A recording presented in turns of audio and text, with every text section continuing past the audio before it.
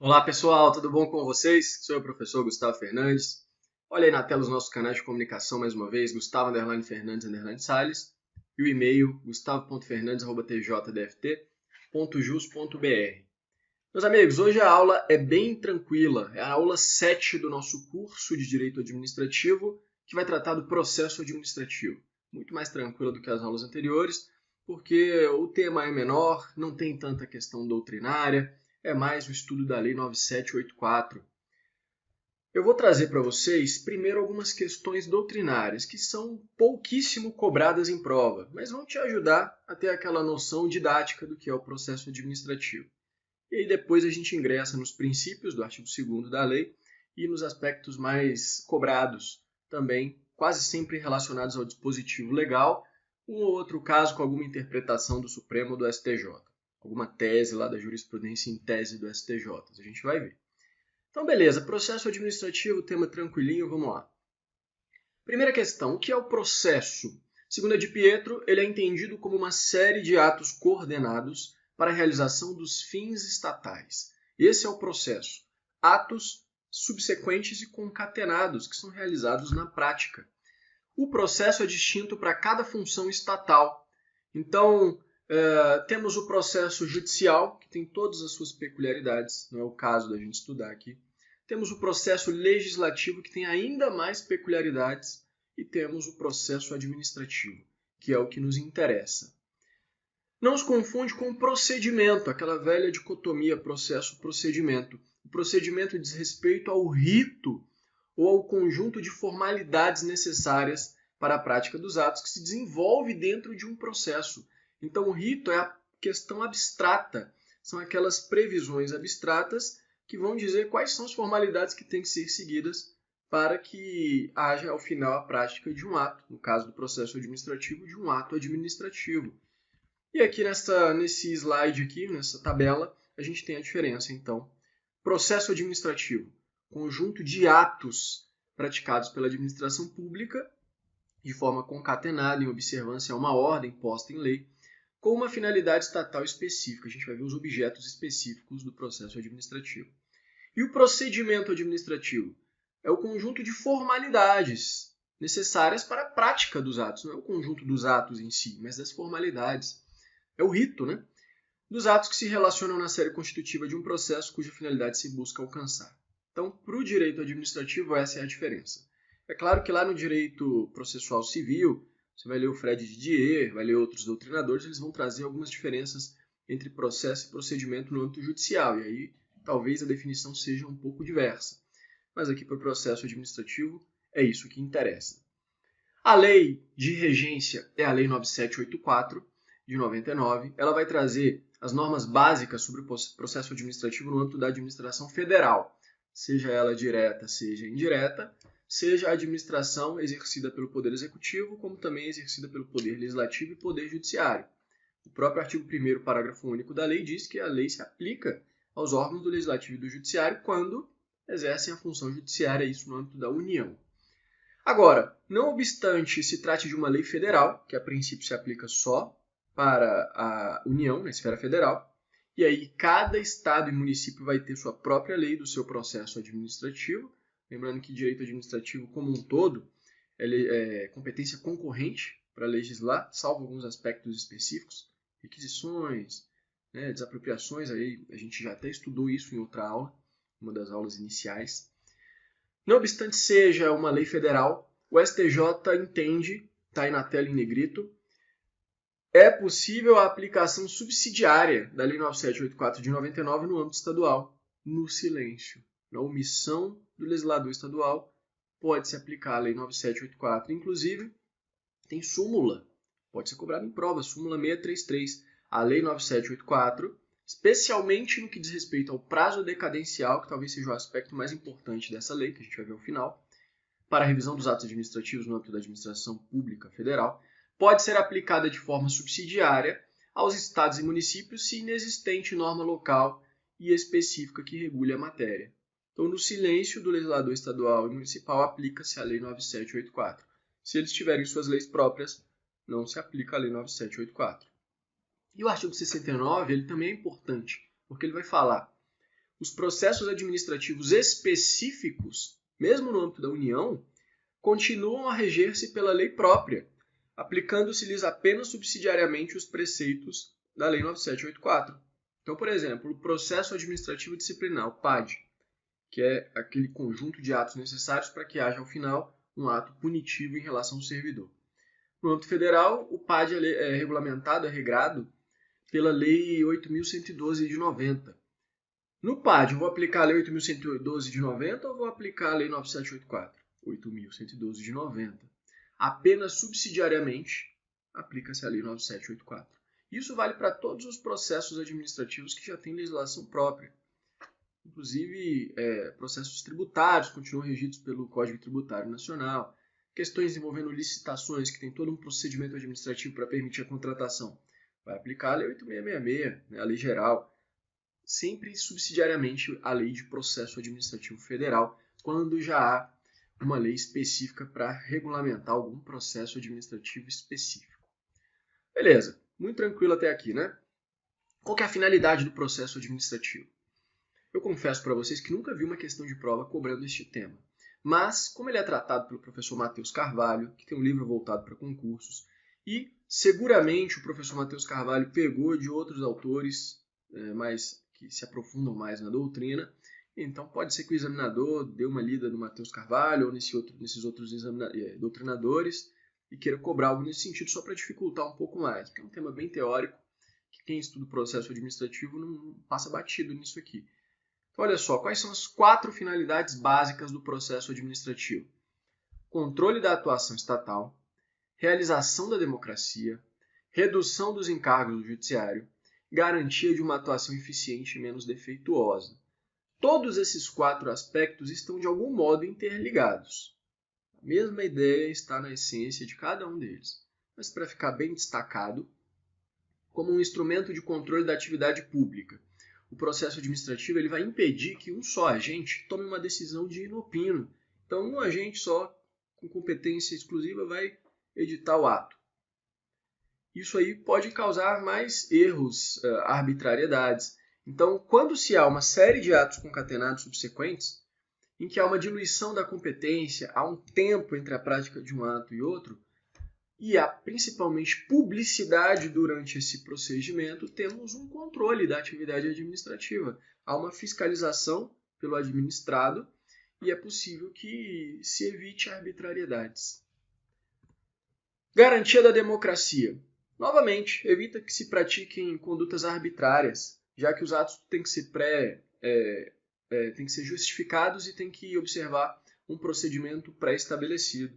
Então, o administrador, a autoridade do servidor público, ele não vai fazer do jeito que ele quiser, ele tem que observar um procedimento pré-estabelecido, que já está regulamentado por lei, por um ato que tem o consentimento do povo, né, da soberania popular, então é uma garantia da democracia.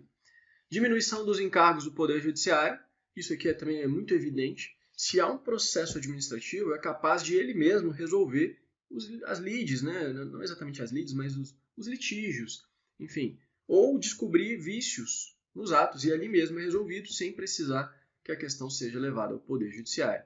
Então o litígio pode ser solucionado diretamente no âmbito administrativo. E, por fim, a garantia de uma atuação eficiente e menos defeituosa se dá pela dialética promovida pelo processo administrativo. Permite, nesse tempo de duração do processo, que haja contraditório, que haja oitiva de interessados. Com isso, diminui a possibilidade de erros e há uma maior possibilidade de se alcançar o interesse público. Então, tudo interligado, mas é bom destacar essas 4 finalidades. Terceiro ponto, obrigatoriedade do processo administrativo. Hoje em dia é muito tranquilo, tanto na doutrina quanto na jurisprudência dos tribunais superiores, que o processo administrativo é uma garantia do cidadão, dos particulares. E é uma garantia inafastável. Tem que ter um processo administrativo na hora de editar um ato administrativo que possa atingir a esfera jurídica do particular. Então, alguém vai ter sua esfera jurídica atingida por um ato administrativo, tem que ter um procedimento a princípio prévio, e é um processo administrativo. em que se garanta contraditória e ampla defesa, como está no artigo 5º, inciso 55 da Constituição. Mas os doutrinadores falam, haverá casos, é evidente, em que pela urgência, pelo risco de perigo iminente, poderá ser praticado o ato que atinja a esfera de terceiros e depois é que haverá o contraditório e ampla defesa. Então não é uma eliminação desse processo administrativo com contraditório e ampla defesa. O que há é uma postergação, né? Uma mudança do momento em que ele será observado. Isso pode se extrair do artigo 45 da Lei 9784. Tudo bem que ele vai falar de medidas cautelares durante o procedimento administrativo, mas a ideia é a mesma, para permitir que o processo administrativo seja realizado depois. E ele diz, em caso de risco iminente, a administração pública poderá motivadamente adotar providências acauteladoras sem a prévia manifestação do interessado. Então essa é a ideia. Tanto medidas acauteladoras durante o processo administrativo, quanto uma postergação do contraditório e da ampla defesa para a prática do ato administrativo que atinge a esfera jurídica do particular. Objeto do processo administrativo. Aqui o professor Carvalho Filho ele vai dividir entre o objeto genérico e o objeto específico. O objeto genérico diz respeito ao elemento dinâmico que caracteriza o fim do processo. Ou seja, qual é o ato que se quer praticar? É um ato administrativo? Então teremos um processo administrativo. Ao final, eu quero produzir uma lei, produzir uma espécie normativa, legislativa, né, que inova o poder, inova o ordenamento jurídico, então eu tenho um processo legislativo. Eu quero produzir uma sentença, um ato judicial, então eu tenho um processo judicial. E aí são aquelas três funções básicas do Estado, dos poderes, e o objeto genérico diz respeito ao ato que se quer praticar, um ato judicial, um ato legislativo ou um ato administrativo. Para o que interessa para a gente, o objeto genérico é um ato administrativo. E aí tem uma primeira questão de prova. Entre o processo administrativo e o processo judicial há duas diferenças basilares, uma delas sempre lembrada em provas. Essa diferença principal é que o processo administrativo ele pode se instaurar de ofício. Por quê? Porque a administração pública ela não é exatamente parte no processo, a gente vai ver. Ela é interessada. Não existe partes formais no processo administrativo como tem no processo judicial. Há interessados, e a administração pública ela é interessada não por interesse próprio, mas na busca do interesse público primário, o interesse da coletividade, que é um interesse que não é dela como pessoa jurídica. Então ela é uma interessada também, assim como o particular, e por isso ela também pode instaurar de ofício o processo administrativo. A gente vai ver que ela pode realizar atividade probatória de ofício. Já no processo judicial, é necessária a provocação de alguém por conta da característica da inércia da jurisdição. E a segunda diferença é que no processo judicial nós temos uma relação trilateral. Então temos as duas partes, né, o polo ativo e o polo passivo, e temos o juiz como alguém equidistante, imparcial. Já no processo administrativo temos apenas uma relação bilateral, o interessado e a administração pública, sendo que a administração pública não tem essa questão de imparcialidade, ela busca o interesse público. Ela busca o interesse público, assim como o particular busca o interesse próprio, ela busca o interesse da comunidade. Então são interessados, não há alguém equidistante ali no processo, não há uma relação trilateral. Beleza? Olha como isso já foi cobrado em prova. Secretaria da Fazenda do DF, Auditor Fiscal 2020. A Lei 9784, que regula o processo administrativo no âmbito da administração pública federal, impõe que o processo administrativo se inicie apenas por iniciativa do interessado? Errado. Pode ser de ofício. Bem tranquila essa. Bom, então sabemos o objeto genérico, é a prática de um ato administrativo. Por isso que é um processo administrativo. E os objetos específicos? O Carvalho Filho vai dizer que dependem da providência específica que se busca adotar com aquele ato administrativo final. Então temos 6 espécies de processo administrativo. O primeiro aí, letra A, é o residual, são os processos de mera tramitação. Então, para formalizar rotinas administrativas, meras comunicações entre órgãos, planejamentos de serviços, tudo isso vai ser embasado em um processo administrativo residual de mera tramitação. Temos os processos administrativos de controle, como de aprovação e rejeição de contas. Temos os processos administrativos punitivos, o melhor exemplo é o PAD, que a gente estuda pela Lei 8.112 no âmbito federal. Processos administrativos contratuais, para celebrar um contrato entre administração e terceiros. O melhor exemplo é o processo de licitação. Processos administrativos revisionais, instaurados pela interposição de um recurso administrativo. E processos administrativos de outorga de direitos, por meio dos quais a administração atende a um pedido do interessado, conferindo-lhe um direito ou uma situação individual. Melhores exemplos de concessão de isenções ou de licenças, né? Por exemplo, licença para construir. Agora sim a gente entra na parte mais, digamos assim, importante para fins de concurso público. Essa primeira ideia é para você se situar no âmbito do procedimento administrativo. Agora, os princípios do processo administrativo.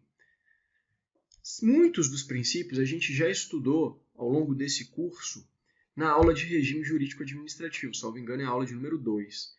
E lá a gente faz um estudo exauriente dos princípios administrativos. Aqui nessa aula eu vou tratar de alguns que dizem respeito de uma maneira mais interligada ao processo administrativo. Não vou ficar repetindo todos os princípios que estão na Lei 9784, tá? Então, para você anotar aí no seu material, a Lei 9784 ela vai estabelecer princípios no artigo 2º e critérios que devem ser observados pela administração no parágrafo único do artigo 2º. Esses critérios nada mais são do que algumas regras que são a concretização de princípios. Vamos ver quais são eles. Os princípios, primeiro, que estão no caput do artigo 2º. Princípios da legalidade, finalidade, motivação, razoabilidade, proporcionalidade, moralidade, ampla defesa, contraditório, segurança jurídica, interesse público e eficiência. Então são vários princípios que são tratados no caput do artigo 2º. 3 deles estão previstos expressamente na Constituição Federal, lá no artigo 37 caput, o LIMP, né? Temos aí a legalidade, qual mais? A moralidade e a eficiência. Só não tem destaque expresso no caput do artigo 2º a impessoalidade e a publicidade, mas esses princípios estão muito claros no parágrafo único do artigo 2º que trata dos critérios. E esses critérios que informam os processos administrativos no âmbito federal são, e a gente vai ler 3 incisos. Primeiro, atuação conforme a lei e o direito. Aí temos o princípio da legalidade e, melhor ainda, a evolução desse princípio, que é o princípio da juridicidade. Não se deve apenas observar o que está disposto na lei, mas o que está disposto no direito como um todo. Não se pode violar a moralidade, razoabilidade, proporcionalidade, enfim, outros aspectos, princípios implícitos e até mesmo normas infraconstitucionais que compõem o direito, né? Tudo isso tem que ser observado pelo princípio da juridicidade. 2. Atendimento a fins de interesse geral, vedada a renúncia total ou parcial de poderes ou competências, salvo autorização em lei. Então, nesse inciso temos a finalidade, o princípio da finalidade, busca de fins de interesse geral. A impessoalidade, evita-se que haja a busca de interesses próprios, mas apenas de interesses gerais, e o próprio interesse público, todos eles de algum modo interligados. E há também a indisponibilidade do interesse público. Eu não destaquei em negrito aí na tela porque ela é uma decorrência do princípio da supremacia do interesse público, mas está bem claro quando se diz que é vedada a renúncia total ou parcial de poderes ou competências. 3. Objetividade no atendimento do interesse público, mais uma vez interesse público, vedada a promoção pessoal de agentes ou autoridades, o princípio da impessoalidade em mais uma das suas facetas, como a gente viu na aula de regime jurídico administrativo. 4. Atuação segundo padrões éticos de probidade, decoro e boa-fé, princípio da moralidade. 5. Divulgação oficial dos atos administrativos, salvo hipóteses de sigilo na Constituição. Olha a publicidade. Não está lá no caput, mas está bem clara aqui. 6. Adequação entre meios e fins, proporcionalidade. Vedada a imposição de obrigações, restrições e sanções em medida superior àquelas estritamente necessárias ao atendimento do interesse público. 7. Indicação dos pressupostos de fato e de direito que determinam a decisão. O que é a indicação dos pressupostos de fato e de direito? É a própria motivação do ato administrativo. E os pressupostos de fato e de direito são o motivo do ato. Na aula de atos administrativos a gente vai estudar a diferença entre motivo e motivação. Está aí também como um dos critérios da administração pública nos processos administrativos federais. 8. Observância das formalidades essenciais à garantia dos direitos dos administrados. Então veja, além da segurança jurídica, temos um princípio do informalismo ou do formalismo temperado, moderado. Por quê? Porque não é uma formalidade em todos os casos, mas apenas formalidades essenciais, aquelas mínimas. Também isso está no próximo inciso. A adoção de formas simples, suficientes para propiciar adequado grau de certeza, segurança e respeito ao direito dos administrados. Ou seja, para preservar a segurança jurídica, é preciso que haja alguma formalidade. Mas são formas simples, apenas aquelas suficientes para assegurar esse grau de certeza e segurança. Então, a gente vai trabalhar daqui a pouquinho melhor esse princípio do informalismo, que na prova pode ser cobrado como informalismo ou como formalismo mitigado, temperado, moderado, necessário. 10. Garantia dos direitos à comunicação, apresentar alegações finais, produzir provas, interpor recursos em todos os processos de que possam resultar sanções e nas situações de litígio. Aqui temos o contraditório e ampla defesa, que a gente também vai destacar, e a própria publicidade, né? 11. Proibição de cobrança de despesas processuais, salvo aquelas previstas em lei, a gratuidade. Impulsão de ofício do processo administrativo, sem prejuízo da atuação dos interessados, temos a oficialidade, o impulso oficial. E, por fim, a interpretação da norma administrativa de forma que melhor garanta o atendimento do fim público, princípio da finalidade, a que se dirige, vedada a aplicação retroativa da nova interpretação. Então temos a segurança jurídica, evitando-se que uma nova interpretação seja aplicada em casos anteriores. E a impessoalidade também pode ser encontrada aí nesse dispositivo. Então, esses incisos do parágrafo 2º, do parágrafo único do artigo 2º, eles podem ser cobrados na prova e devem ser conhecidos, principalmente nessa associação com os princípios que regulam o processo administrativo. Vou falar aqui de uns 3, mais ou menos, que têm uma maior ligação com o processo administrativo. Primeiro, o da oficialidade ou impulso oficial.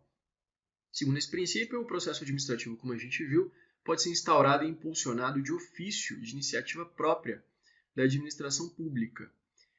E o artigo 29 vai dizer: as atividades de instrução destinadas a averiguar e comprovar os dados necessários à tomada de decisão realizam-se de ofício ou mediante impulsão do órgão responsável pelo processo, sem prejuízo do direito dos interessados de propor atuações probatórias.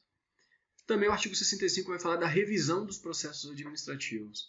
Quando deles se possa resultar sanções, eles podem ser revisados de ofício, a qualquer tempo. A gente vai ver, não haverá decadência para a administração para revisar processos administrativos dos quais decorram sanções. A qualquer tempo, vários anos depois, pode haver uma revisão. Diferentemente de outros processos administrativos dos quais não resultem sanções. Aí tem a decadência administrativa. Claro que desde que surjam fatos novos, circunstâncias relevantes para justificar a inadequação da sanção aplicada. Princípio do informalismo. Como eu falei, formalismo necessário, moderado, temperado. Não significa ausência de forma, porque o processo administrativo, primeiro, ele tem que ser escrito e documentado. Não existe formalização de boca, verbal, isso não existe. Tem que ser sempre escrito. Qualquer formalização tem que ser escrita e documentada. Mas apenas no que é essencial. Né? Embora seja escrito e documentado, as formas previstas em lei são apenas aquelas essenciais. Em regra, não está sujeito a formas rígidas, como a gente viu. Tem lá formas simples, né? Apenas as suficientes para assegurar o grau de certeza e segurança aos direitos dos administrados. E o Eli Lopes Meireles fala, principalmente para os atos a cargo do particular. Aí que a formalidade é mitigada de uma maneira ainda mais forte. O artigo 22, além dos incisos que a gente já leu, também vai tratar do tema. Ele vai falar: os atos do processo administrativo não dependem de forma determinada, senão quando a lei expressamente exigir. Aqui a gente tem a essência desse princípio. Só quando a lei exige que vai depender de forma determinada. É o que a doutrina sempre defendeu. O Carvalho Filho, por exemplo, sempre falou: no silêncio da lei ou de algum ato regulamentar, o administrador não tem obrigação de adotar rigor na tramitação dos processos administrativos. Olha como isso foi cobrado em prova para juiz TJ Ceará, 2018. conforme o princípio do formalismo moderado, então o candidato já podia ficar na dúvida em relação a que princípio será que é esse. Os atos do processo administrativo não dependem de forma determinada, salvo exigência legal. Perfeito. Quem não tem o conhecimento da Lei 9784 podia ficar na dúvida e pensar, poxa, mas a administração pública, vinculada ao princípio da legalidade, parece que está errado isso aqui, mas não, está certinho. Uma outra questão importante sobre o princípio do formalismo moderado é a Lei 13.726 de 2018. A gente até já comentou sobre essa lei em aulas anteriores. É a lei que trata da desburocratização no âmbito dos poderes da União, dos estados, do DF e dos municípios. Olha só o que o artigo 1º fala. Racionaliza atos e procedimentos em todas as esferas, mediante a supressão ou simplificação de formalidades ou exigências desnecessárias ou superpostas, repetitivas, cujo custo econômico ou social, tanto para o erário quanto para o cidadão, seja superior ao eventual risco de fraude. Então, o que a lei busca fazer? Claro que quanto maior rigidez nos procedimentos, maior é a segurança e evita-se fraudes. Mas até que ponto é interessante, até em custos sociais, mas também econômicos, para a própria administração pública, para o próprio erário e para o particular, a fim de evitar fraudes. É preciso, a lei tentou fazer uma ponderação e decidiu, nessa ponderação, o resultado disso foi que, para muitos casos, é melhor que aumente um pouco o risco de fraude, mas que se permita que haja uma desburocratização do que uma rigidez completa. E o artigo 7º ele estabelece o selo de desburocratização e simplificação para reconhecer e estimular projetos, programas e práticas que simplifiquem o funcionamento da administração pública e melhorem o atendimento aos usuários no serviço público. E o parágrafo único vai trazer alguns critérios. Olha aí o inciso 4. A redução do tempo de espera no atendimento do serviço público. É interessante, um critério interessante para ganhar o selo de desburocratização. Mais importante do que esse artigo 7º é o artigo 3º. Olha o que ele fala. Na relação dos órgãos e entidades dos poderes com o cidadão, é dispensada a exigência de, primeiro, reconhecimento de firma, devendo o agente administrativo, confrontando a assinatura com aquela constante do documento da identidade, ou estando este presente assinando o documento diante do agente, lavrar a autenticidade do próprio documento. Então não precisa mais que ele vá lá ao cartório reconhecer firma. Basta que ele não está lá na frente do agente administrativo, o agente fala assina e a pessoa assina e o agente confere com a identidade. É basicamente o que se faz lá no cartório. É claro que lá tem um registro de autógrafos e tudo mais, mas é basicamente a mesma coisa que o servidor lá do cartório faz. Ele confere. É claro que poderá haver fraude, poderá, mas pelo menos questões grosseiras conseguem ser afastadas. Também se dispensa a exigência 2. Da autenticação da cópia do documento, cabendo ao agente administrativo, mediante comparação entre o original e a cópia, atestar a autenticidade. Isso aqui eu já fazia desde 2008, quando eu era servidor público técnico judiciário do Tribunal de Justiça, do DF. O que eu fazia? Chegava o servidor lá no Tribunal do Júri de Samambaia, onde eu trabalhava, eu tirava, ele trazia a cópia, me mostrava o documento original, eu conferia e tinha um carimbo lá na vara, confere com o original. Pá, eu carimbava e assinava. A fé pública ali do servidor público resolvia. Agora isso está expresso na lei, Não precisa, vai lá autenticar sua cópia. Não, eu estou aqui na frente do documento. Ele confere ali na hora e reconhece a autenticidade. 4. Dispensar também a exigência da apresentação de certidão de nascimento, que pode ser substituída por cédula de identidade, título de eleitor ou outro documento. Quem aqui anda com certidão de nascimento hoje em dia? Eu ainda ando com a da minha filha mais nova porque ela é mini, aquela versão mini que dá para colocar na carteira. Mas as dos filhos mais velhos, elas são aquelas grandes, eu não fico andando com ela para não perder. É um documento que pode ser substituído por outro, pela carteira de identidade dos meninos. Então dispensa-se a apresentação de certidão de nascimento. 5. Dispensa-se a apresentação do título de eleitor, salvo para votar ou registrar a candidatura. Por que tem que ficar pedindo o título de eleitor? Basta para votar. O título de eleitor ele tem o fundamento, a finalidade de exercer o voto. E não, ou para registrar a candidatura, e não comprovar o alistamento eleitoral, e não para outros fins. Se bem que para concursos públicos eu acho que ainda, não sei se exige, na minha época exigia, tinha que mostrar um monte de documento, quitação militar, título de eleitor, hoje em dia eu não sei mais. Mas pela lei, na relação dos cidadãos com os órgãos e entidades da administração pública em todas as esferas, não precisa apresentar título de eleitor, salvo para votar ou registrar candidatura. E a principal aqui, principalmente para o direito da criança e do adolescente, dispensa a apresentação de autorização com firma reconhecida para a viagem de menor se os pais estão presentes no embarque. Então, se os pais estão lá e mostram, aqui, ó, meu filho, aqui o documento, não precisa de firma reconhecida na autorização, porque eles estão lá presentes. É uma desburocratização muito bem-vinda. O parágrafo 1º vai dizer que é vedada a exigência de prova relativa a fato que já houvesse sido comprovado pela apresentação de outro documento. Então, já comprovou por um documento, não precisa de comprovar por outro. O parágrafo 2º vai falar que, quando não for possível obter diretamente do órgão da entidade responsável o documento comprobatório da regularidade por um motivo não imputável ao solicitante, os fatos podem ser comprovados mediante declaração escrita e assinada pelo cidadão, que, em caso de declaração falsa, fica sujeito a sanções, inclusive penais. Sabe onde que isso acontece? Na declaração de residência. Tem gente que precisa apresentar a comprovação de residência, mas não tem nenhum documento no seu nome, né? A conta de água não vem no nome dela, a conta de luz também não. Enfim, não tem nenhum documento. Ela mora com, sei lá, com o marido, com o companheiro, mas não registrou união estável, não tem nenhuma comprovação. Então, nesses casos, como é que se faz? Uma declaração escrita, eu resido no endereço tal, e assina. Assim funciona, agora a lei também traz isso aí. E o parágrafo 3º. Os órgãos e entidades integrantes do poder da União, Estado, DF, município, não podem exigir do cidadão a apresentação de certidão ou documento expedido por outro órgão ou entidade do mesmo poder. Então eu vou lá no Poder Judiciário do Estado de São Paulo e aí eles me pedem a apresentação de um documento ou uma certidão que é do próprio Poder Judiciário de São Paulo. Poxa, eles não podem exigir isso, eles mesmos têm que correr atrás e pegar isso aí. Salvo certidão de antecedentes criminais, informações sobre pessoa jurídica, aí você tem que ir na junta comercial pegar, e outras expressamente previstas em lei. Muito importante, então, até para a vida civil, né, para a vida normal nossa, ter o conhecimento dessa lei.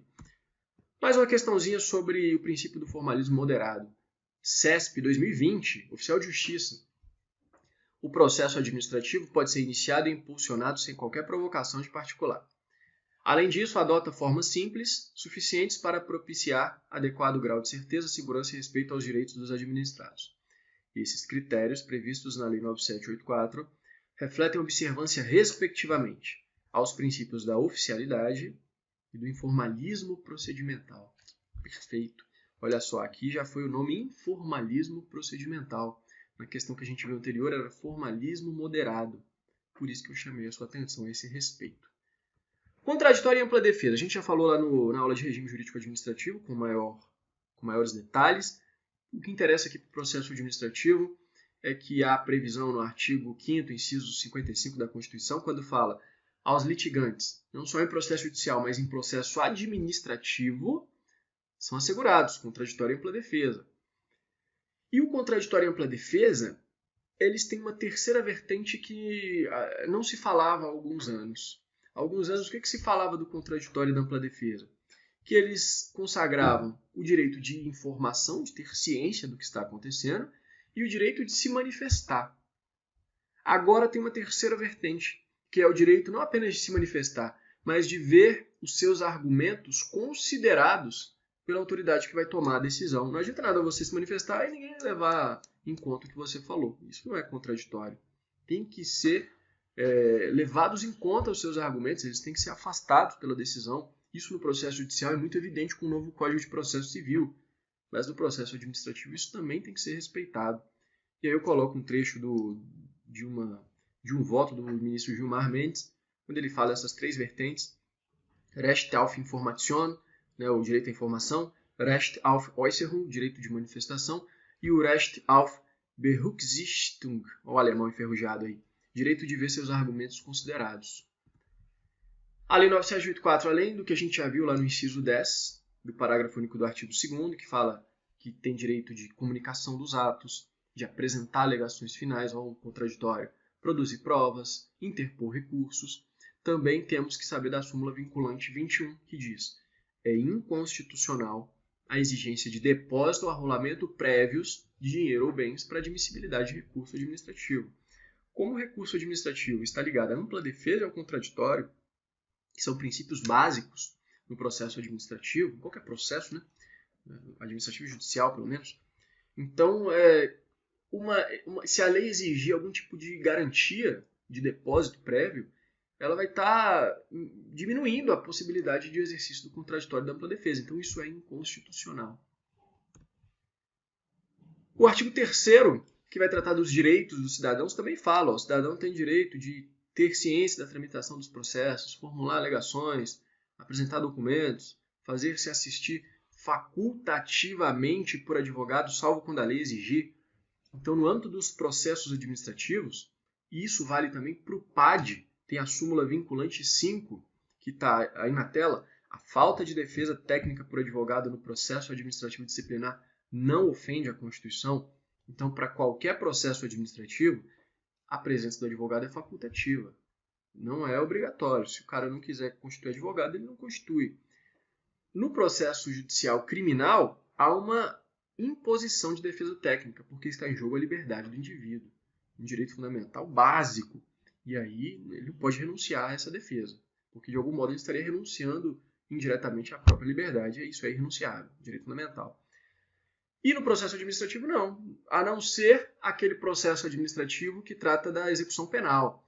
Então, quando um processo administrativo que vai analisar a regressão de regime do apenado, é necessária a presença de defesa técnica. Agora, para outros processos administrativos, inclusive no PAD, não há essa necessidade, súmula vinculante 5. O artigo 46 assegura o direito de vista do processo, de obter certidões e cópias, salvo dados e documentos de terceiros protegidos por sigilo ou dados de terceiros que digam respeito à privacidade, honra e imagem. O artigo 29 diz que todos os interessados têm direito de propor provas. A gente vai ver quem são os interessados. E o artigo 38 diz que o interessado pode, antes da tomada da decisão, juntar documentos, pareceres, requerer diligências. A doutrina diz que, apesar da lei falar antes da decisão, a qualquer momento, na verdade, ele pode apresentar provas, pode requerer alguma diligência, qualquer momento. Mas, para fins de provas objetivas, você marca aí o que está na lei, né? Antes da tomada da decisão, ele pode fazer isso. O parágrafo 1º diz que esses elementos probatórios deverão ser considerados na motivação do relatório e da decisão. Olha aí aquela terceira faceta do direito ao contraditório. Ser considerados seus argumentos, então tem que ser considerados. E o parágrafo 2º do artigo 38 diz que só podem ser recusadas, mediante decisão fundamentada, as provas propostas pelos interessados quando ilícitas, impertinentes, desnecessárias ou protelatórias.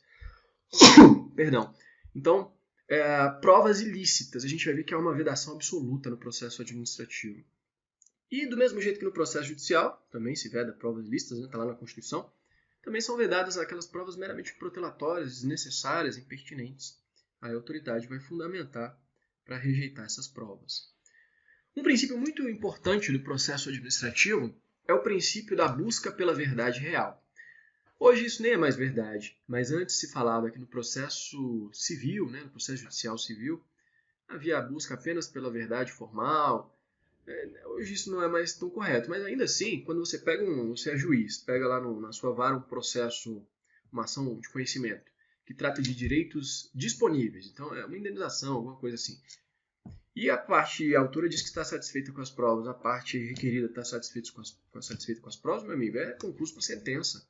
E sentencia, quem não produziu a prova vai arcar com o ônus, nos termos do artigo 373 do CPC, com o ônus da sua não produção probatória, não comprovou os fatos alegados constitutivos do direito, acabou. Agora, no âmbito criminal, não é assim, tá mal instruído, vai assim mesmo. Tem que buscar a verdade real, e isso também é válido no processo administrativo. Por quê? Porque lembra que a administração pública não é parte, ela é interessada, e o interesse que ela tem, como a gente estuda na aula de regime jurídico administrativo, é o interesse público primário, então ela busca o interesse da coletividade, por isso ela tem que alcançar a verdade real. Por isso que ela pode iniciar o processo de ofício, produzir provas, revisar de ofício a qualquer tempo, quando puder resultar sanção. Também por isso se admite a reformatio impegius, questão tranquila aí de prova. Cabe reformatio impegius no âmbito dos recursos administrativos, está expresso na Lei 9784, artigo 65, quer dizer, o 64, que vai falar, salvo engano, ele vai falar que nos recursos pode ser piorada a situação do recorrente. A única formalidade que se exige é que a administração o cientifique antes, para que ele tome conhecimento de que pode ser piorada a situação. Então, se você tiver um recurso na administração e ela te cientificar antes de tomar a decisão, pode saber que ela pretende piorar a sua situação. Agora, na revisão, a revisão do processo administrativo não permite a reformácio ou impégios. A gente vai ver daqui a pouquinho, com mais detalhes. Também outro efeito da busca da verdade real. Não há os efeitos da revelia. Quando eu falo que não há os efeitos, não há aquele efeito material, né? Aquele efeito material que é o reconhecimento da verdade dos fatos. E a renúncia do direito pelo administrado também não se pode extrair da revelia. Então, se o administrado não quis se defender no processo administrativo, nem por isso se admite como verdadeiros os fatos dos quais ele é acusado, por exemplo, por conta da busca da verdade real. Não tem efeito material da revelia, não existe. Também, os estudiosos falam que se permite a teoria da desconsideração da personalidade jurídica no processo administrativo, justamente como uma consequência da busca da verdade real. E o que não se admite de forma alguma são provas ilícitas. Olha o artigo 30 da Lei 9784, ele diz expressamente: são inadmissíveis no processo administrativo as provas obtidas por meios ilícitos. Inadmissíveis. Na doutrina, você vai encontrar, por exemplo, José dos Santos Carvalho Filho e outros, dizendo que em casos excepcionais, quando for algo muito voltado à concretização do interesse público, observada a razoabilidade, a proporcionalidade, seria possível admitir prova ilícita no processo administrativo. Mas isso em casos excepcionais. Isso você pode falar na sua prova oral, na sua prova subjetiva, mas em prova objetiva, inadmissível prova ilícita no processo administrativo. Olha como isso já foi cobrado para juiz. Por força do princípio da verdade real, da verdade material, admite-se a utilização em processo administrativo de provas obtidas por meio ilícito, desde que produzidas de boa-fé? Negativo. Outra questão para analista judiciário, agora da banca FCC. Diferentemente do processo judicial, cujo procedimento é exaustivamente descrito na lei, o processo administrativo regido pela 9784 admite a utilização de provas obtidas por meios ilícitos, tendo em vista que importa a apuração da verdade real. Pegadinha, não caia nessa pegadinha. Princípio da motivação. A gente fala da motivação com mais vagar na aula de atos administrativos, então não vou ficar me repetindo aqui.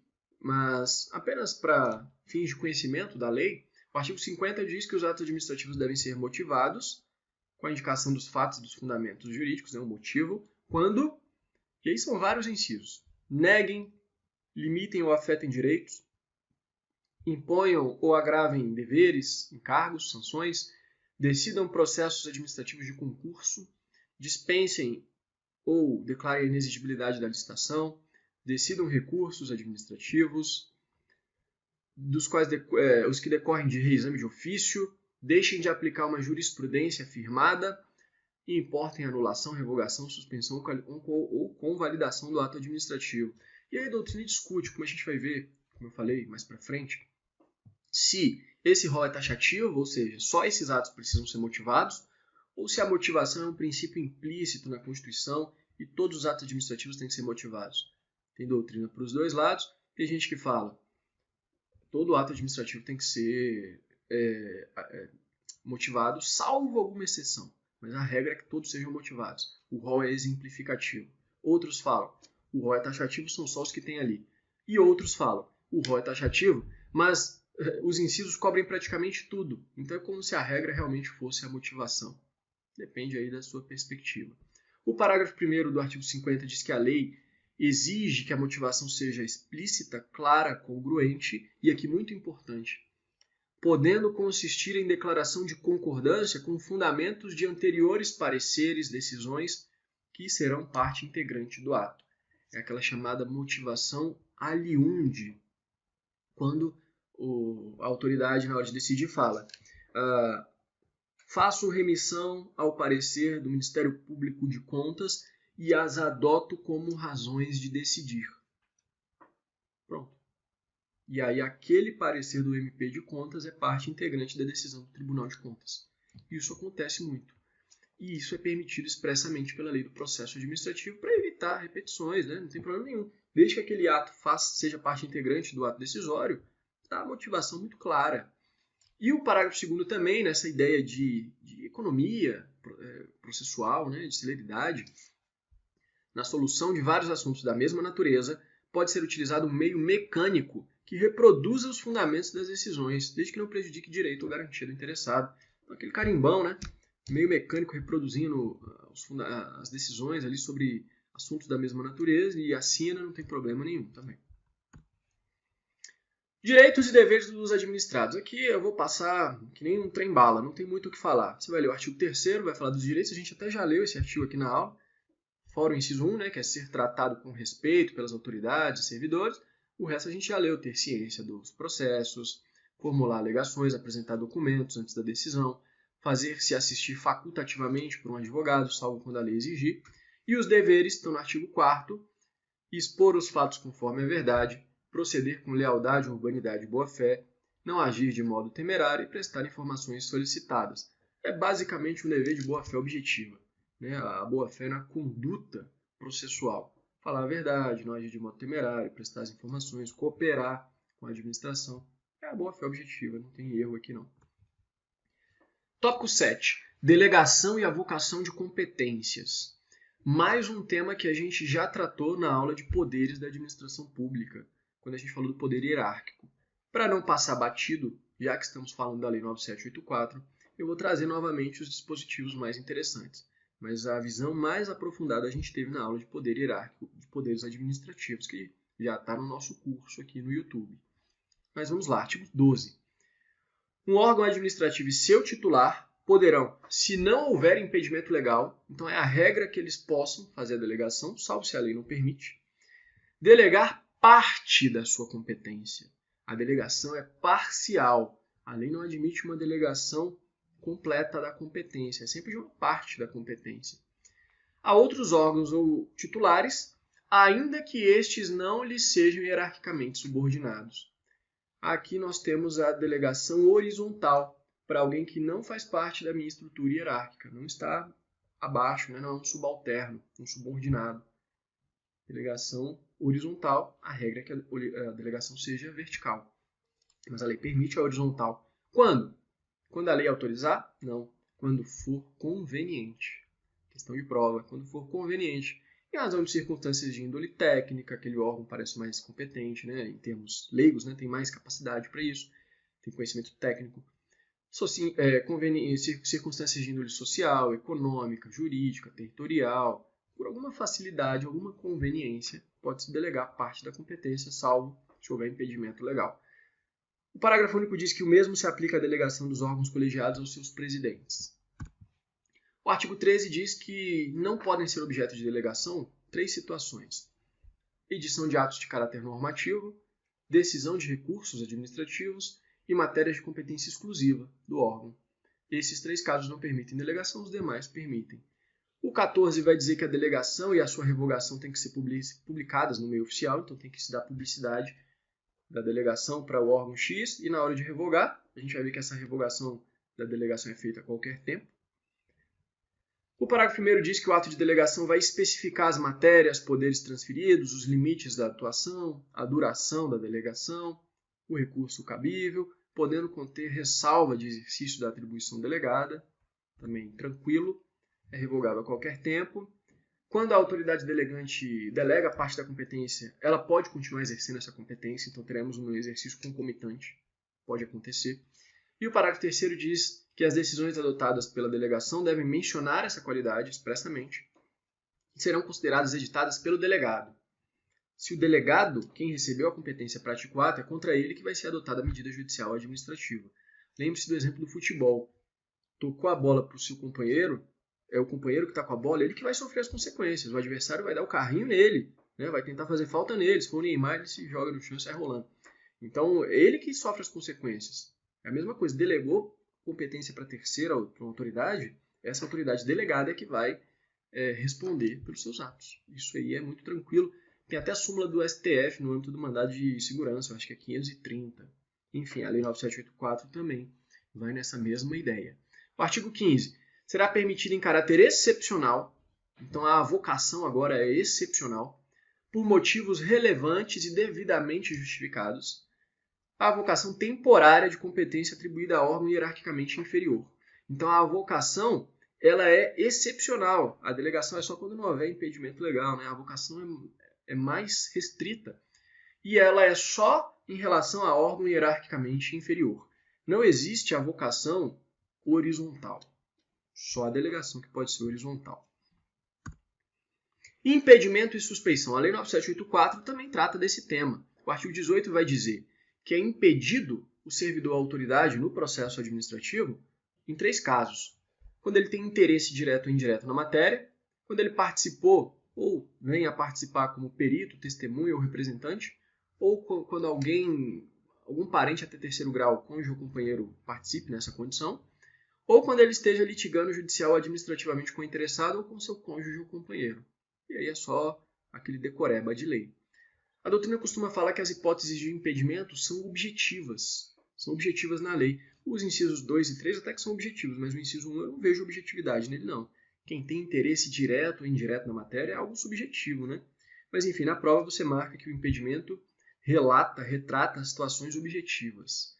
E o mais importante é o artigo 19, que diz que é um dever do servidor ou da autoridade comunicar o seu impedimento a quem for competente, sob pena de praticar falta grave. Então, quem não comunica o seu impedimento pratica falta grave. Olha como isso foi cobrado em prova. 2019, VUNESP. Suponha que no âmbito de uma determinada repartição pública, iniciou-se de ofício um processo administrativo, tranquilo, que afeta interesses de Maria. João, o servidor público lá da repartição, atua nesse processo administrativo que transcorre contra Maria e está litigando judicialmente com o cônjuge dela. Considerando essa situação, é correto afirmar que João incorre em impedimento e deve comunicar o fato à autoridade competente, abstendo-se de atuar. Perfeito. Melhor ainda se colocasse sob pena de falta grave. Aí a questão ficava muito boa. E a suspeição? A suspeição está relacionada nos termos do artigo 20 à amizade íntima ou inimizade notória do servidor da autoridade com o interessado, cônjuge, companheiro ou parente até terceiro grau. O artigo 21 diz que o indeferimento da alegação de suspeição é objeto de recurso, mas não tem efeito suspensivo. O processo continua. Enquanto o recurso tramita, o processo também tramita, não tem efeito suspensivo. E, como eu falei, a doutrina diz, no impedimento, as hipóteses são objetivas e há uma presunção absoluta de parcialidade. Então ela tem que ser afastada. Na suspeição, há uma presunção relativa. Os critérios são subjetivos. Instrução do processo administrativo federal. Bom, pela oficialidade a gente já viu, ele pode se iniciar de ofício, as atividades instrutórias também de ofício. Quem são os interessados? Aqui é importante. O artigo 9º vai dizer quem é interessado no processo administrativo. São 4. Pessoa física ou jurídica que o iniciem como titulares do direito. Os que não iniciaram o processo, mas têm direitos ou interesses que possam ser afetados pela decisão. As organizações e associações no tocante a direitos e interesses coletivos, então representando seus filiados, associados, e as pessoas ou associações legalmente constituídas quanto a direitos ou interesses difusos. Então pessoas e associações também quanto a interesses difusos. Tranquilo. Esses são os interessados. A lei permite a participação de outras pessoas. Ela abre, em primeiro lugar, uma consulta pública para manifestação de terceiros, que podem ser até pessoas jurídicas, quando a matéria envolver assunto de interesse geral e quando não houver prejuízo para a parte interessada. Então, no processo administrativo, pode-se abrir uma consulta pública. Ela vai ser divulgada nos meios oficiais e, o mais importante, está aí negrito, o comparecimento à consulta pública não confere só por si a condição de interessado no processo. O interessado no processo é um daqueles do artigo 9º. A consulta pública é para todo mundo. E o comparecimento à consulta não confere a condição de interessado, mas confere o direito de obter da administração uma resposta fundamentada que pode ser comum a todas as alegações substancialmente iguais. Olha como isso foi cobrado. Procurador de Contas, CESP. No caso de a matéria do processo administrativo envolver assunto de interesse geral e ser aberta a consulta pública para manifestação de terceiros, o comparecimento à consulta conferirá a condição de interessado? Negativo. Além da consulta pública, também pode haver audiência pública para debater sobre a matéria antes da decisão, se a questão for relevante, artigo 32, e outros meios de participação dos administrados no artigo 33. O importante é que todos esses meios, consulta pública, audiência pública, outro meio, eles sejam apresentados com a indicação do procedimento adotado, que os seus resultados, né, sejam apresentados com a indicação do procedimento adotado, está no artigo 34. Ônus da prova. O artigo 36 diz: cabe ao interessado a prova dos fatos que ele alegou, sem prejuízo do dever do órgão competente para a instrução, que pode ser de ofício, lembra da busca da verdade real, e sem prejuízo do artigo 37, que diz que a administração é que é responsável por obter documentos quando o interessado declarar que fatos e dados estão registrados na própria administração. Então, se ele falar, vocês têm esse dado aqui, aí a administração é que tem que trazer isso, ela terá o ônus de trazer esse documento ao processo. O artigo 40 diz que dados, atuações e documentos solicitados ao interessado, quando eles forem necessários para apreciar o pedido, se não forem atendidos, haverá o arquivamento do processo. Então, o interessado inicia um processo administrativo para ter algum benefício, para que lhe seja otorgado algum direito. E a administração exige alguns documentos. Se ele não atende a juntada dos documentos no prazo exigido, haverá o arquivamento do processo. E o artigo 41 diz que todos os interessados têm que ser intimados da prova ou diligência com antecedência mínima de 3 dias úteis para que eles possam acompanhar. Outra questão que pode cair na prova, o artigo 42 vai falar do órgão consultivo, quando tiver que emitir um parecer obrigatório. Quando tiver que emitir um parecer obrigatório, o prazo máximo será de 15 dias, salvo se houver uma norma especial ou se houver uma necessidade comprovada de prazo maior. Então, a regra é 15 dias, mas no caso concreto pode ser que se defina um prazo maior. E a grande questão desse parecer obrigatório é: ele impede ou não o prosseguimento do processo? O parágrafo 1º e o parágrafo 2º vão dizer: se o parecer é obrigatório e vinculante e não for emitido no prazo, o processo não terá seguimento e vai responsabilizar quem deu causa ao atraso. Agora, se o parecer, embora obrigatório, não é vinculante e não for emitido no prazo, o processo pode ter prosseguimento e pode ser decidido sem o parecer, mas haverá a responsabilidade de quem se omitiu. Então, o fato de ele ser obrigatório não muda. O que muda é o fato de ele ser vinculante ou não. Se é vinculante, o processo não segue. Isso foi cobrado pela Banca CESP em 2019. Em um processo administrativo, havendo a exigência de apresentação pelo órgão consultivo do parecer obrigatório e vinculante, o processo não terá seguimento. Beleza. Quando se acaba a instrução, há um prazo de 10 dias, prazo máximo, para o interessado se manifestar, a não ser que a lei diga diferente. E o artigo 45 que a gente já estudou diz que a administração pode adotar medidas acauteladoras, né, uma tutela cautelar no processo administrativo, sem ouvir o interessado. Por fim, o órgão de instrução que não for competente para a decisão vai elaborar um relatório indicando tudo o que aconteceu e formulando uma proposta de decisão, que vai encaminhar a autoridade competente. Sobre o dever de decidir, o artigo 48 vai dizer que a autoridade tem que emitir decisão nos processos administrativos explícitas, né? Tem que explicitamente emitir decisão. Tem o prazo de 30 dias para emitir a decisão, após a conclusão da instrução, salvo uma prorrogação motivada por igual período, então até no máximo 60 dias. E uma questão que também é alvo de questões de prova. O artigo 51 fala: o interessado pode, mediante manifestação escrita, né, tem que formalizar, desistir total ou parcialmente dos pedidos ou renunciar a direitos disponíveis. Se houver vários interessados, a desistência ou a renúncia atinge apenas quem a formulou. E o principal: a desistência ou renúncia não prejudica o prosseguimento do processo se a administração considerar que o interesse público assim exige. Busca da verdade real. A pessoa desistiu, se a administração considerar que tem que prosseguir, o processo vai prosseguir. Anulação, revogação e convalidação. O artigo 53 vai falar: a administração deve anular, então ela tem o dever de anular os atos quando houver ilegalidade. E pode revogar, né, conveniência e oportunidade, os atos que não interessarem mais, que não alcançarem mais o interesse público, respeitados os direitos adquiridos. Então a revogação é um ato discricionário, vai dar conveniência, depende do interesse público e tem efeitos dali para frente, né? Ex nunc, dali para frente, não atinge o que já foi os efeitos passados. Já a anulação, ela é um dever por conta da ilegalidade e, em regra, atinge todos os efeitos desde o início, né? Ex tunc, efeitos retroativos. É claro que, doutrinariamente, isso a gente estuda com vagar na aula de atos administrativos, é possível que haja, mesmo um ato ilegal, para o interesse público seja melhor que o ato seja mantido, ou que haja uma anulação, mas com efeitos apenas prospectivos. Pode haver aí uma modulação dos efeitos da anulação, como se fosse lá do controle de constitucionalidade, lá no direito constitucional, pode acontecer também na administração, no seu dever de autotutela. Mas aí a gente vai trabalhar melhor em outra aula. O importante é falar o que está na Lei 9784. Artigo 54, talvez o mais cobrado da Lei 9784.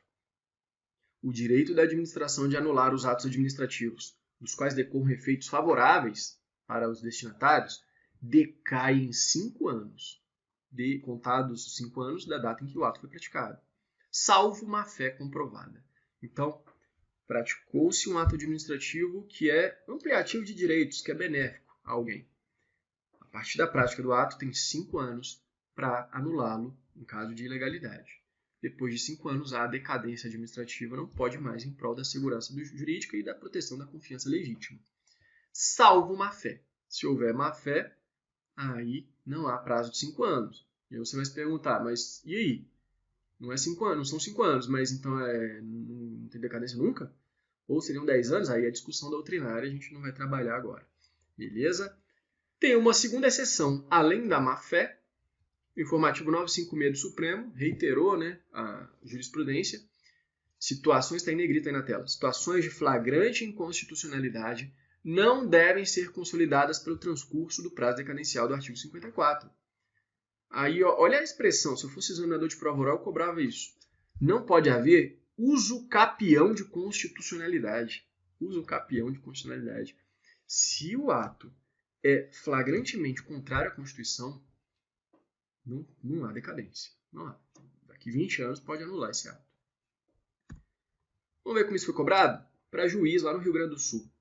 Considerando a disciplina legal e jurisprudencial da invalidação dos atos administrativos, em especial a Lei 9784, a anulação de ato administrativo ampliativo de direitos só pode se dar no prazo de até 5 anos pela própria administração.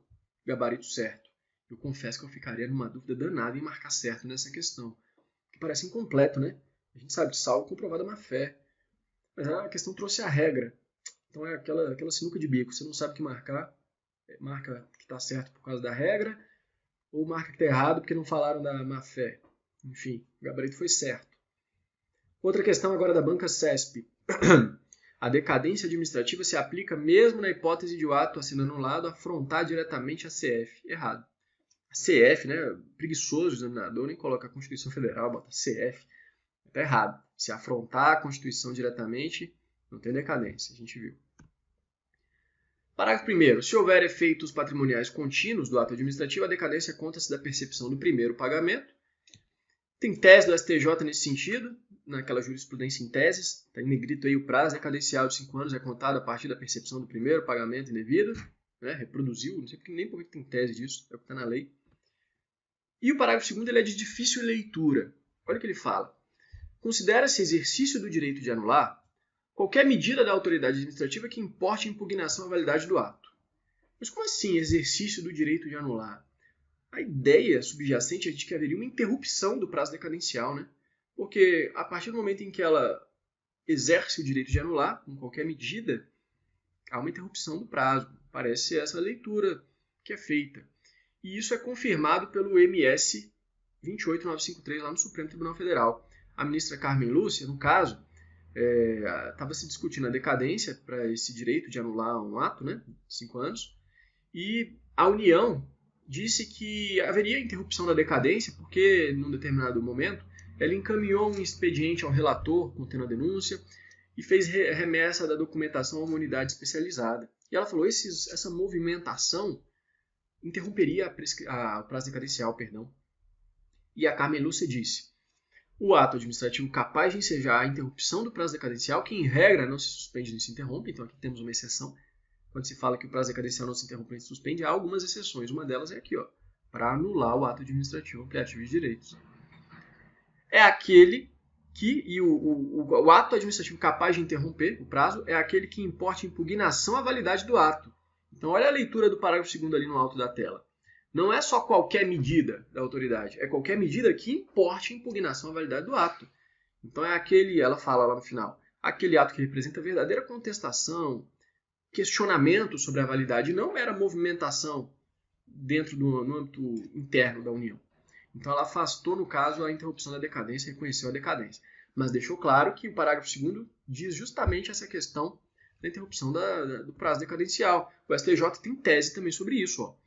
É possível interromper o prazo decadencial com base no parágrafo 2º do 54, desde que haja um ato concreto, produzido pela autoridade competente, em prol da revisão do ato, identificado como ilegal, cujo prazo é fixado a partir da cientificação do interessado. Então ele foi cientificado, interrompe. Beleza? Também outra tese. O prazo decadencial para a administração promova a autotutela, do 54, aplica-se tanto a atos nulos quanto anuláveis. Então, pode ser nulo ou anulável, aplica-se o prazo. E, por fim, o artigo 55 fala: em decisão na qual se evidencie não acarretar em lesão ao interesse público e nem em prejuízo a terceiros, os atos que apresentem defeitos sanáveis podem ser convalidados. Então, a convalidação depende da existência de defeito que é sanável. Se não prejudicar ninguém, não lesar o interesse público, é possível a convalidação, tema que a gente vai tratar com vagar na aula de atos administrativos. Chegando já ao final da nossa aula, recursos administrativos e revisão. Aqui, letra de lei. Diz que é possível recorrer das decisões administrativas tanto em face da legalidade quanto em face do mérito. O recurso tem que ser dirigido à autoridade que proferiu a decisão e ela tem um prazo de 5 dias para reconsiderar, aquele efeito regressivo, acho, né, que se chama do recurso. Tem outros nomes também. E encaminhará à autoridade superior. Isso foi tema de prova para juiz lá no Pará, 2019. De acordo com a lei, o recurso administrativo deve ser dirigido à autoridade.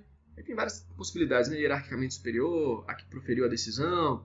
Algumas assertivas falam que ela pode reconsiderar, outras falam que ela já tem que encaminhar o recurso à autoridade superior sem emitir juízo de valor. E a resposta certa é a letra A, que reproduz o que está na lei. Vai ser dirigido à autoridade que proferiu a decisão e que, se não a reconsiderar, e aí não falo do prazo de 5 dias, né, mas não tem problema, deve encaminhá-lo à autoridade superior. O parágrafo 2º diz que, salvo exigência legal, a interposição do recurso administrativo não depende de caução. Só que essa primeira parte do artigo ela é inconstitucional, por conta da súmula vinculante 21 que a gente já estudou aqui na aula. A interposição de recurso administrativo não depende de caução, não pode ter exigência de garantia, de arrolamento prévio de bens, de dinheiro, né? Então, se tiver alguma lei que exija caução para recorrer, no âmbito administrativo, ela é inconstitucional. E a Lei 11.417, ela incluiu um parágrafo 3º no artigo 56, muito interessante. Ó. Se o recorrente alegar que a decisão administrativa contraria enunciado de súmula vinculante, a autoridade que proferiu a decisão, se não a reconsiderar, tem que dizer por que não aplicou ou por que aplicou a súmula. Antes de enviar para a autoridade superior, ela vai dizer, ó, eu não apliquei a súmula por isso. E o 64b diz que se o Supremo acolher uma reclamação fundada na violação do enunciado da súmula vinculante por um ato administrativo, ele vai dar ciência à autoridade que emitiu a decisão e ao órgão competente também para o julgamento do recurso, e eles devem adequar as suas futuras decisões administrativas em casos semelhantes, senão vão ser responsabilizados, inclusive, penalmente. Então, se ele der provimento a uma reclamação, vai comunicar a autoridade que emitiu a decisão, a que é competente para o julgamento do recurso. Dali para frente, elas têm que seguir a linha do Supremo. E o artigo 57 diz que, a não ser que haja previsão legal diversa, o recurso administrativo tramita no máximo por 3 instâncias. Aí haverá preclusão administrativa, aquela coisa julgada administrativa. Quem pode interpor recurso? Bom, são os titulares de direitos, que são parte do processo, aqueles cujos direitos e interesses possam ser afetados pela decisão, ainda que indiretamente, organizações e associações no tocante a interesses e direitos coletivos, cidadãos e associações quanto a interesses difusos, ou seja, são os legitimados lá do artigo 9º. São os mesmos que eles também podem recorrer. Questão de prova, 2020, Banca CESP, auditor fiscal da Secretaria da Fazenda do DF. No processo administrativo, cidadãos e associações têm legitimidade para recorrer quando se tratar de direitos ou interesses difusos. Reproduziu a letra de lei. É porque parece meio estranho, né? Mas é o que está na lei mesmo. Para recorrer, qual é o prazo? 10 dias, salvo se a lei disser diferente. E para decidir o recurso, 30 dias, cabendo prorrogação por igual período com justificativa expressa. Então, o mesmo prazo para decidir lá no processo, né, na primeira instância, digamos assim. 30, podendo aumentar para 60. Recurso não tem efeito suspensivo, a não ser que a lei disponha em contrário. Então, a princípio, até pela presunção de legalidade e legitimidade dos atos administrativos, ele já vai sendo executado. Então, recorreu, não tem efeito suspensivo, já vai executando a decisão. Mas, olha o que o parágrafo único do artigo 61 fala. A autoridade recorrida, ou aquela superior, podem, de ofício, inclusive, dar efeito suspensivo ao recurso quando houver um justo receio de prejuízo de difícil e incerta reparação. Então, se for a execução de alguma coisa que pode não ter volta, há um justo receio de um prejuízo de difícil reparação, ou impossível reparação, aí a autoridade pode falar, tá bom, em regra não tem efeito suspensivo, mas nesse caso aqui é melhor esperar a preclusão. E aí confere efeito suspensivo. Qual é o procedimento do recurso? O órgão competente para conhecer do recurso tem que intimar os interessados para que em 5 dias úteis apresentem alegações. Não é reconhecido o recurso quando intempestivo, perante órgão incompetente, por quem não é legitimado, ou após exaurida a esfera administrativa, por exemplo, já esgotadas as 3 instâncias. Só que o parágrafo 1º do artigo 63 diz que, em caso de recurso interposto perante o órgão incompetente, esse órgão incompetente vai ter que indicar quem é competente e devolver o prazo para recurso. Por conta daquele informalismo, para não simplesmente extinguir ali e tal. Não, então ele fala, eu não sou o órgão competente, o órgão competente é aquele ali, toma o prazo de volta aí para recorrer e interpor recurso correto lá, perante o órgão correto. Isso foi questão de prova para tabelião do DF, 2019. Conforme dispõe a lei que rege o processo administrativo, na hipótese de interposição de recurso junto ao órgão competente, deverá ser indicado ao recorrente a autoridade competente e devolvido o prazo de recursão. Beleza.